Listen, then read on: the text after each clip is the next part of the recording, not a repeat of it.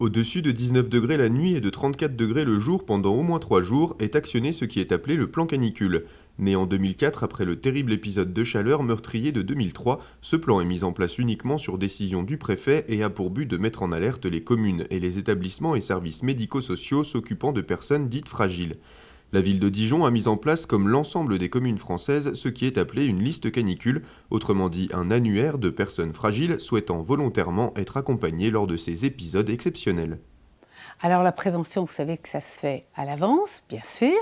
Donc dès le début de l'année, le Centre communal d'action sociale, qui est chargé pour la ville de Dijon de répondre à ce plan canicule, contacte les personnes les plus fragiles que nous connaissons, celles qui étaient déjà sur notre liste canicule les précédentes années, et puis les nouvelles, pour leur proposer de s'inscrire volontairement sur cette liste. Les personnes âgées, les personnes en situation de handicap et les personnes isolées se verront proposer une inscription sur cette liste. Évidemment gratuite, évidemment volontaire, elle ne sert qu'à l'accompagnement des personnes le souhaitant dans le cadre du déclenchement du plan canicule.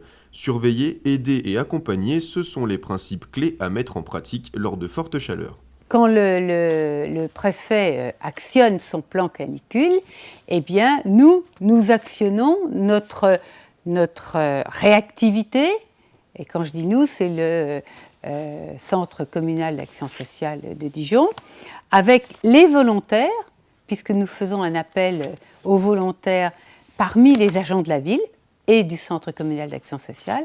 Ils pourront comme ça appeler les personnes les plus fragiles quotidiennement pour savoir comment ils vont. Et puis avant cet appel-là, eh bien, on met en route un automate qui va appeler les personnes et leur rappeler, leur dire déjà nous sommes en période caniculaire et leur rappeler les bons gestes, ce qu'il faut faire pendant ces périodes-là. Et puis si la personne ne répond pas, eh bien dans ce cas-là, il y a un duo de 2 personnes de la ville et du CCAS, un travailleur social et un volontaire, qui vont au domicile de la personne, évidemment avec des cartes spécifiques. Il ne faut pas se laisser avoir par des gens qui pourraient profiter de ça. Ils ont des cartes de la ville de Dijon, voir si la personne va bien. Boire beaucoup d'eau, fermer les volets la journée, ouvrir la nuit, ne pas sortir en plein soleil, voici les quelques petits conseils pour vous prémunir des fortes chaleurs. Et même si la ville de Dijon accompagne certaines personnes inscrites sur la liste canicule, rien ne nous empêche de veiller sur nos voisins et nos proches âgés. Une réaction? Un témoignage? Commentez ce reportage sur dijonsanté.fr.